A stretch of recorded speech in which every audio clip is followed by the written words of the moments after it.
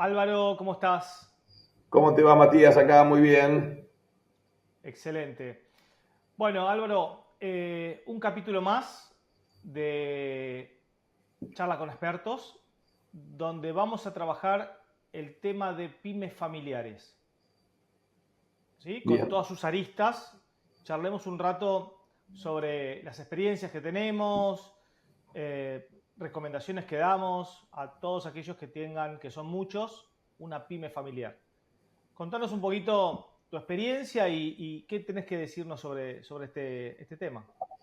Normalmente una pyme familiar es un negocio pequeño, digo normalmente porque hay excepciones, pero que generalmente lo inicia una persona, el padre o la madre. Y entonces, por ser familiar, quiere decir que una estructura muy desorganizada, desprolija a veces e informal, se incorporan los familiares a intentar hacer las cosas que les parece que hay que hacer. O sea, la idea principal, que en muchas oportunidades es un oficio o algún servicio, es acompañado por la familia. Y ahí se empieza a ordenar un poco el organigrama, las tareas, las responsabilidades, y van para adelante, para mí, de manera desprolija en la mayoría de las veces. Bien, ¿qué implica? O sea, cuando hablamos de pymes familiares se empiezan a mezclar un montón de conceptos, porque vos tenés el trabajo por un lado, la familia por el otro, en algunos casos, tema que hemos charlado en alguna ocasión, el tema de la sucesión, en el caso de que el familiar no esté, sentimientos, emociones, un quilombo básicamente. ¿Cómo lidiamos con todo ese conjunto de variables que son tan complicadas? Yo veo eso como el desorden, ¿no es cierto? Una empresa organizada es una empresa que define su estructura, que conoce el negocio, que diagnostica su situación actual y que mida y mira al horizonte, mira a un plan, una planificación, si querés, estratégica para poder fijar las acciones que tiene que hacer para lograrlo. Y muchas veces no es así. Que yo tengo un producto, yo soy herrero, yo me dedico a hacer alimentos y los vendo, y más o menos me fijo si lo que compro está bueno el valor y lo puedo vender a otro valor y se puede vender en mi zona y así arranca. Pero un plan de negocio sería lo ideal, siempre acompañado de la consultoría profesional, que puede ser externa o interna. Y cuando digo Totalmente. consultoría, en el sentido de tener conocimientos de técnicas de negocio, ¿no? Totalmente. O sea, el primer consejo que damos en este punto es ir profesionalizando ese negocio familiar para ir saliendo de esa trampa de desorden de alguna manera, ¿no? Claro que hasta muchas veces uno empieza informal y por otro lado uno empieza sin tomar en cuenta un montón de riesgos que uno corre, riesgos fiscales, riesgos laborales, riesgos comerciales y riesgos legales propiamente dicho de, por ejemplo, las contrataciones como el alquiler u otras situaciones, ¿no? Entonces uno arranca y no se da cuenta de el mundo de los negocios, que a veces es difícil alcanzarlo con perfección o lo más eficiente, pero sí deberían tener una suerte de mapa de cosas que hay que hacer. Ok, bien. Y en esta profesionalización, en este proceso, como dijiste, me puedo apoyar. Acá veo dos situaciones que se pueden dar. Una es apoyarme de profesionales externos o internos, u otra es también que pasa mucho, hay muchos casos, cuando el hijo profesional se incorpora a la empresa y ordena desde adentro el negocio también, ¿no?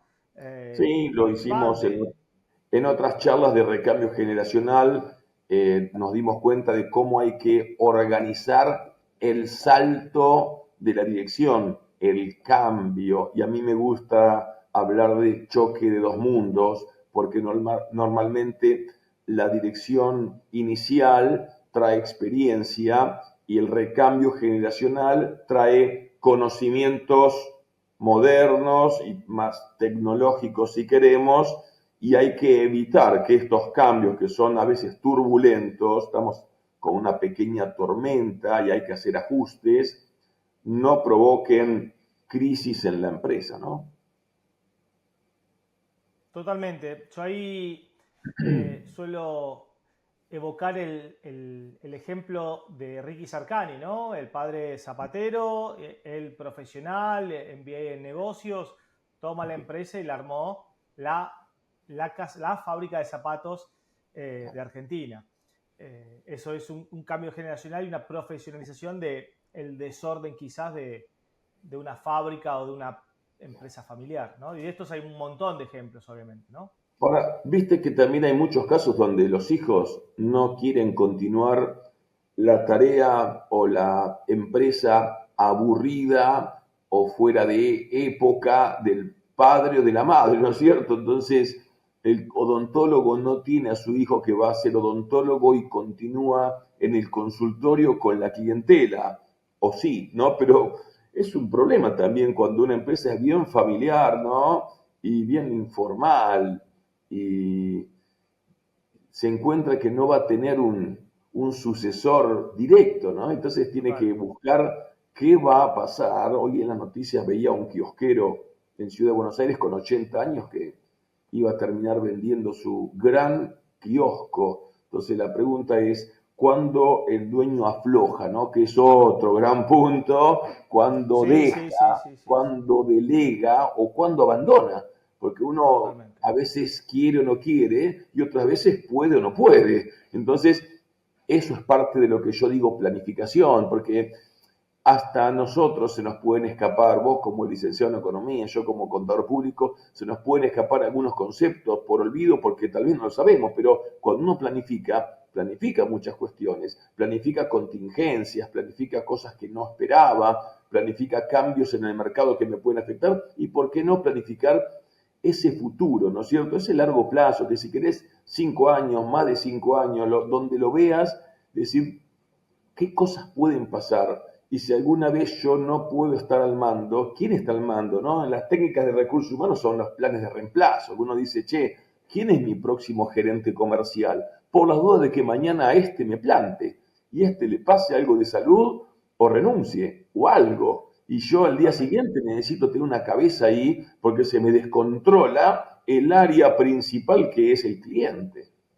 Totalmente, totalmente. Yo ahí creo yo y soy un fiel creyente de que siempre hablamos de las empresas en general, pero para mí hay que hacer cortes porque no es lo mismo una empresa de 50 empleados, de 500, de 1000. Yo creo que para poder organizar sucesión, para poder organizar un montón de estos aspectos, es necesario tener una escala mínima, ¿no? De esto de que cuando pasa la pyme de pi a me, cuando pasa de pequeña a mediana, que son 30, 40, 50, 60, dependiendo del rubro, dependiendo de la tecnificación, dependiendo de un montón de cosas, pero está en el orden de los 40, 50 empleados, que es un número que te permite ya empezar a profesionalizar más profundamente el negocio y proyectarlo para adelante, ¿no?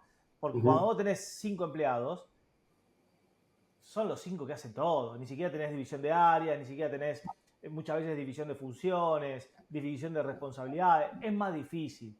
Ahora, ya cuando tenés 50 empleados, solés tener áreas bien definidas, roles más definidos, y ahí podés empezar a planificar un poco toda esta cuestión que estamos hablando, ¿no? Además, con más gente es más problemas potenciales, ¿no es cierto? Entonces también la Bueno, delegación y el control es muy importante. Entonces empieza a haber una estructura burocrática, en el buen sentido de la burocracia, donde me generan pasos, controles, y yo diría control interno, donde uno planifica, actúa, controla y ajusta, que eso tiene que estar también de alguna manera relacionado con toda esa estructura u organigrama, si querés, que son las personas, las tareas, los procesos y el control de resultados.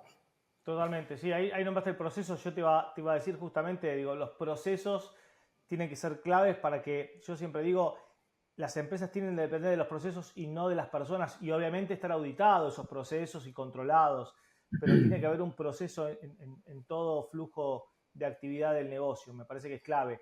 Y en las empresas más chicas, en las empresas Sí. más chicas también es buscar ese orden con los recursos que tenés, porque a veces es difícil meter toda esa infraestructura con 4 personas. Hay un término militar que, como siempre, son aplicados a la administración de negocios, que es máximo aprovechamiento de los recursos existentes. Entonces, es como arreglarse con lo que uno tiene, porque si uno Total. espera tener esa gran máquina o ese local, y quizás nunca arranca. Entonces, la perfección no existe y la historia nos muestra distintos emprendimientos, distintos emprendedores que arrancan como sea. A mí me ha tocado en cosas mías, ¿no es cierto? Arrancar sabiendo que no estoy en mi óptimo, pero que estoy en un momento que puedo lanzar un servicio, una actividad complementaria, un modelo o un sistema de capacitación. Entonces, bueno, lanzarlo siempre con una suerte de planificación para poder mirar más allá de lo que yo genero en la semana o en el mes. Totalmente. Por eso creo que es clave también, como decís, comenzar con lo que tenemos y tratar de buscar ese punto de equilibrio, ese orden máximo con lo que hay. Eh, y en esos casos, a veces el asesoramiento interno es más difícil, buscar un acompañamiento externo. Eh, un contador, un buen contador que te pueda asesorar, no solamente que te lleve los impuestos, sino que te pueda dar una mano en la parte organizativa, alguien en el mundo digital para que te dé asesoramiento sobre herramientas y cuestiones digitales, etcétera.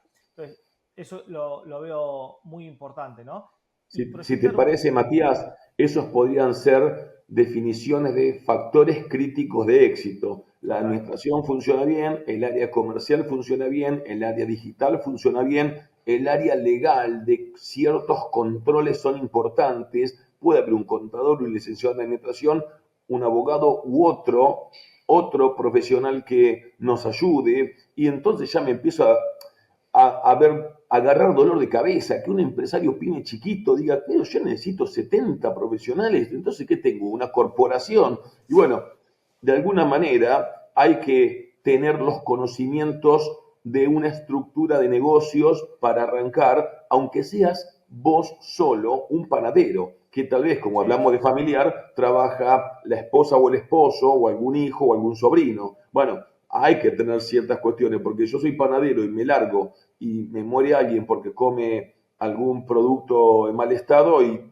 tengo que tener seguros y tengo que tener controles de calidad, no solamente en la logística, en la producción que es la cocina, ¿no es cierto? Y un montón de cosas más, me imagino. O sea, hay que que no revisar. Yo pasa en la digo, práctica, ¿eh? sí, ya No sé, pasa. obvio. Yo lo que digo es que un FODA, y uno lo ve técnico y es bastante sencillo, es un diagnóstico de la empresa y saber cuáles son mis principales puntos y cómo va a funcionar cada uno, siempre mirando para adelante. O sea, para este año, por lo menos, por favor, por lo menos imaginarme este año, si uno no quiere mirar a largo plazo y establecer misiones, visión, valor, ¿no es cierto? Propósito, si querés, o diseño de índices de retorno de inversiones a largo plazo, cuando uno dice voy a comprar máquinas y voy a comprar el local y me estoy endeudando con un préstamo hipotecario. Bueno, todo eso me hace mirar al horizonte, ¿no? Sí, armar un Excel aunque sea para tener aquí le dicen DAFO, el Claro, DAFO, claro, el DAFO. claro. El FODA aquí es el DAFO. Sí, totalmente, totalmente Yo, creo que va por ahí. Yo creo que estas charlas o algunos pequeños cursillos o si querés algunos tutoriales, si uno sigue a alguien que le parece que tiene prestigio, está bueno porque empieza a despertar en el emprendedor La o en curiosidad. el empresario pyme un montón de preguntas que las empieza a incorporar y entonces descubre que el área comercial es importante, que el área digital es importante, que el área legal es importante, ¿no es cierto? Y que el área de la gestión, de mirar números, vos, Matías, que sos fanático de analizar números, es importantísimo ir viendo la evolución de mis ventas, de mis cantidad de clientes, de mi rotación de mercaderías, de las distintas alternativas de compra que tengo en función al volumen, en función a la forma de pago, en función a la calidad o al just in time, o sea, compro cuando necesito, entonces no tengo que estivar, no tengo que pagar mucho, la inflación, la tasa de interés. Bueno, hay un montón de cosas que uno descubre cuando es Sí, desprolijo por ser pyme y entonces le empieza a incorporar, a mejorar cuestiones. Además, el empresario un poco sabe por dónde están sus problemas, ¿no es cierto? Sus sí, debilidades. sí, sí, Entonces, sí, sí. tendría que mirar un poquito en dónde le parece que está mal para tratar de buscar la solución. Totalmente. Dentro de las áreas normales que hablaremos más en profundidad más adelante, tuve muchos emprendimientos, participé en muchos como asesor y consultor y llegué a una conclusión que desde mi perspectiva, y esto es personal, el área más importante que tiene toda empresa y a la que muchas veces no se le da la importancia que merece es el área comercial, Bien. porque es el corazón, el que te irriga el ingreso para que todo el resto de las áreas funcionen. Sin ventas no tenés negocio. Es que Entonces, el cliente es la razón de ser. Entonces, si yo tengo el cliente, es más, si yo tuviera clientes para vender mates, me tenés un armaría negocio de mi mate. estructura de manera retrospectiva para poder comprar o fabricar.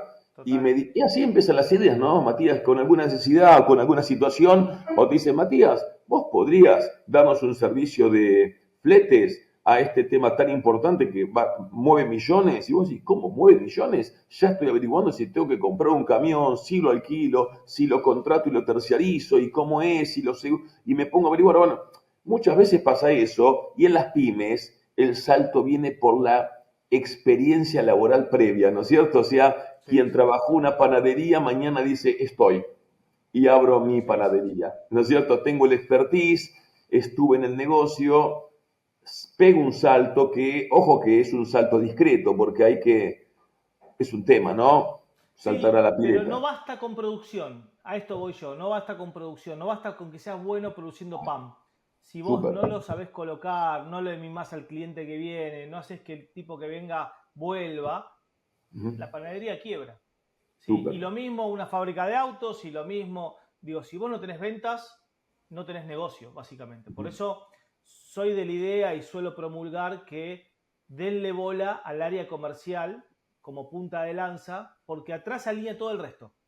Vos Claro, hasta podés tener problemas de exceso de costos, pero si tenés muchas ventas, el negocio va para adelante, claro. porque justamente irriga constantemente.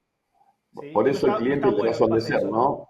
La existencia del cliente hace a la empresa, si no, Totalmente, la totalmente. Bueno, búsqueda del cliente es muy riesgosa. Es decir, yo quiero hacer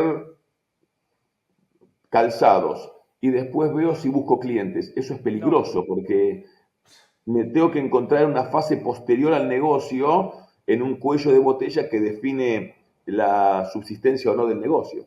pero ¿cuántos casos hay de esos? Mm. Se ponen en la casa o compran un local o alquilan un local, compran materia prima, fabrican zapatos, el mejor zapato del mundo, y se encuentran con 50.000 zapatos sin cliente. ¿Y ahora? ¿Sabes dónde pasa eso? Que a mí lo he visto en un par de alumnos míos, cuando alguien está enamorado de algún Eh, producto o un servicio y dice, mira, yo toda mi vida quise fabricar sombreros, ¿y qué voy a hacer?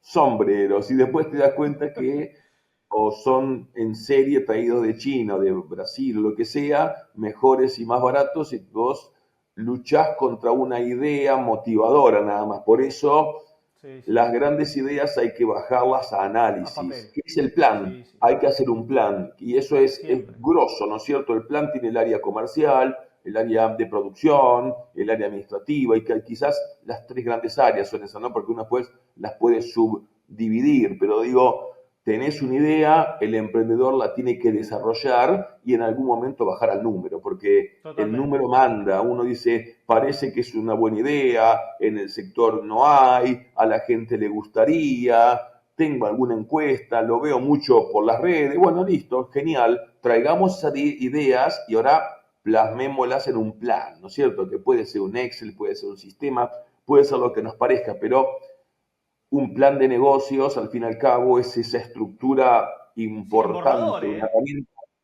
En ¿Cómo? borrador, que no hace falta Sí, contratar sí, da una igual. Ernest Young para armar un análisis de negocio. Es Esto, el primer ah, paso. buscás en internet que hay un montón de modelos con las 5 o 10 variables principales del plan de negocios y les gustás. A mí me ha pasado personalmente ideas de negocio que yo estaba enamorado, decía esto es la bomba, ¿ves? Y lo bajaba a papel y no me daba por ningún lado. Y terminó en la Matías, hemos basura el proyecto. hablado ya incorporar también a este tipo de difusión profesional la consultoría, donde nos podemos juntar en redes o de manera individual a charlar una idea y hacer un ping-pong de situaciones que despiertan en el emprendedor eh, Las cuestiones de alertas. análisis, ¿no es cierto? Y después se baja un primer borrador, luego se lo mejora, luego se trabaja ya sobre un definitivo que sería el pre-lanzamiento de una actividad, ¿no es cierto? Donde el inicio de actividad también conlleva conceptos legales, conceptos de cálculo fiscal y otras cuestiones, ¿no? Totalmente. Volviendo al concepto de pyme familiar, eh, un tema que suele pasar y me ha pasado, yo trabajé con familia muchas veces, es el tema del cuando hay un conflicto, ¿no? ¿Cómo impacta? Porque al ser pyme familiar impacta en el negocio y en la casa.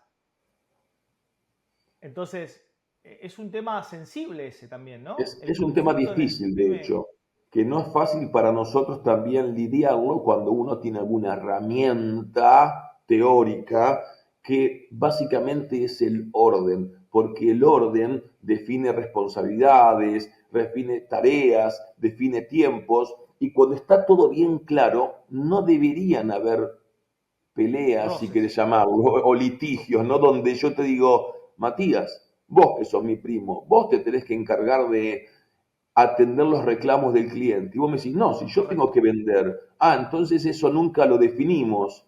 Y lo tenemos que definir ahora en medio de una suerte Un de conflicto. conflicto, si querés llamarlo, ¿no es cierto? Quizás amistoso, pero conflicto. ¿Quién hace la atención de los reclamos?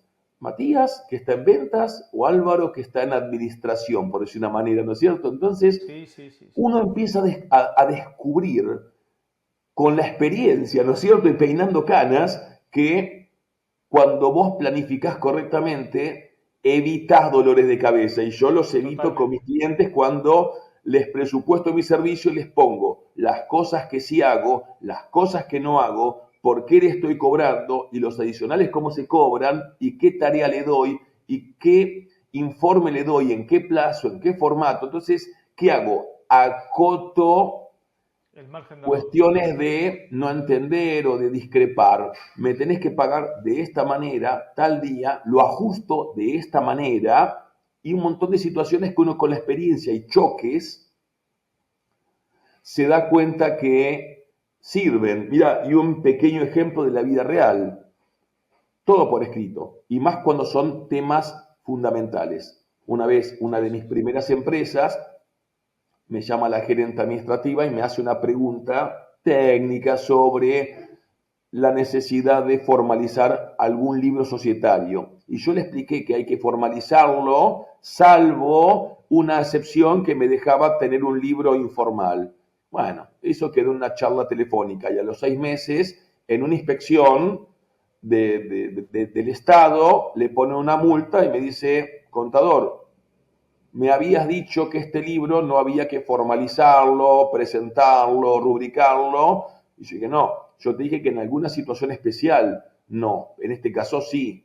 Y ahí quedó la duda de quién era el responsable de esta sanción. De ahí en más aprendí todas las cosas importantes como mínimo por correo electrónico. Hasta las Total. conversaciones telefónicas, si me parece que son sustanciales, después las replico y envío un correo diciendo, según lo conversado, tu consulta, esta es mi respuesta, tener en cuenta estas cuestiones, tener en cuenta la Sí, es normativa, clave. mi recomendación, la conclusión, etcétera. Bueno, acá podría ser también que una suerte de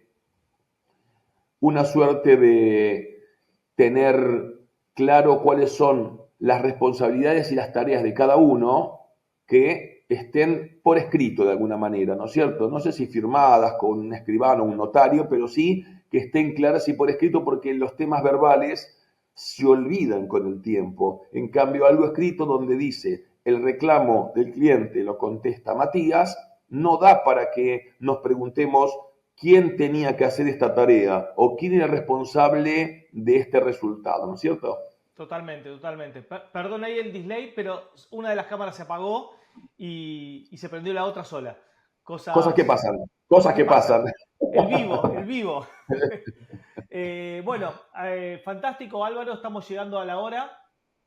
Así que muchas gracias por el tiempo, un tema que creo que da para un desarrollo mucho más profundo, que tocaremos en algún otro momento. Y continuamos con más charlas con expertos, tocando Yo temas diría que de... todos aquellos que se sienten afectados por estas situaciones porque están por emprender o tienen una empresa que todavía está en desorden, nos pueden contactar porque tenemos una cantidad de propuestas importantes que van directamente a mejorar la situación o a resolver el problema, ¿no? Totalmente. Sí, que nos digan qué temas les interesan desarrollar y eso también nos da a nosotros pie para tocar un tema puntual. Álvaro, muchas gracias y nos vemos la próxima.